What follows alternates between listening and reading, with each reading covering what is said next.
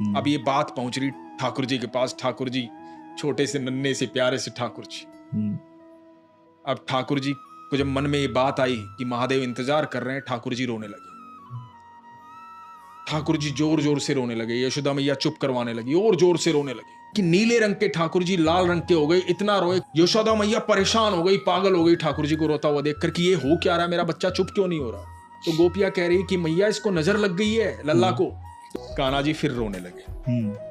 अब यशोदा में युक लगा कि शायद इस बाबा ने ही कुछ किया, इसको बुलाती हूं अंदर। तो कहा कि आ जाओ। अब यशोदा मैया उसका चेहरा नहीं दिखा रही कान्हा का बाबा को, क्योंकि ऐसा रूप देखकर मेरा बच्चा और ना रोने लगे। तो बाबा कह रहे हैं तू यकीन मान मैया, मैं कुछ गलत नहीं करूंगा। उसका चेहरा दिखा, पालने में लिटा, मैं उसको देखूंगा तभी तो नजर उतारूंगा। महादेव ने दंडवत प्रणाम किया ठाकुर जी।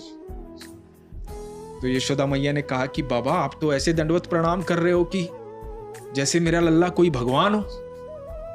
तो भोले बाबा ने कहा कि मैया यही तो नहीं पता तुझे, तू किसे गोदी में खिला रही। और तब भोले बाबा ने अपनी वो श्रृंगरी निकाली और वो बजाई, वो जो शंख जैसी होती है, और वो आवाज सुनकर के जो मुस्कुराए ठाकुर जी, जो ठाकुर जी लाल मनी हो गए थे रो रो करके, वो फिर से नीले हुए, फिर से अपने रूप में आए, खुश हो गए, प्रसन्न हो गए, हाथ पैर मारने लगे।